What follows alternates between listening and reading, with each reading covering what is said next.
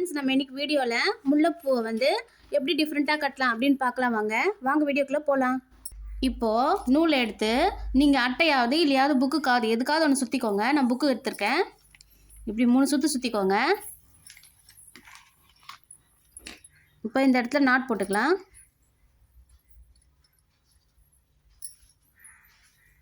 இப்போது இங்கே வந்து வேறு நூல் கொஞ்சம் எடுத்துக்கோங்க. அது தனியாக எடுத்து இங்கே கட்டி விட்டுருங்க. இப்போ பூ எப்படி கட்டலாம் பார்க்கலாம். முதல்ல 2 பூ எடுத்துட்டு இந்த மாதிரி வச்சுட்டு கீழேயும் அதே மாதிரி 2 பூ எடுத்து வச்சுக்கோங்க. கெட்டியாக பிடிச்சிட்டு கையை இப்போ இதுக்குள்ளே விட்டு அப்படி இழுத்திங்கன்னா நம்மளுக்கு ஒரு பூ நம்ம கட்டிட்டோம். இப்போ இதே மாதிரி இன்னும் 2 பூவை எடுத்து இந்த கேப்புக்குள்ளே இந்த மாதிரி இன்சர்ட் பண்ணிவிட்டு திரும்பவும் இதில் ஒரு நாட் போட்டுக்கோங்க.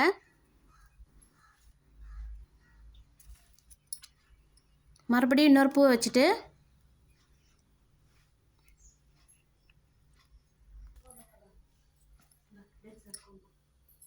இப்போ இதே மாதிரி ஒவ்வொரு பூவை வச்சு கட்டிடலாம். காலில் கட்டுறது கூட இதே மாதிரி சேம் மெத்தட் தான். ஆனால் வந்து காலில் கட்டினா நம்ம வந்து சாமிக்கு வந்து அது யூஸ் பண்ண முடியாது. நம்ம தலையிலையும் வச்சுப்போம், ஆனால் சாமிக்கு மட்டும் யூஸ் பண்ண மாட்டோம். இந்த மாதிரி கட்டினோம்னா தலையிலையும் வச்சுக்கலாம், சாமிக்கும் யூஸ் பண்ணிக்கலாம். இப்போ இதே மாதிரி கட்டிட்டு காட்டுறேன். இப்போது நான் கட்டி முடிச்சிட்டேங்க. இந்த அளவு கட்டியிருக்கேன் பாருங்கள்.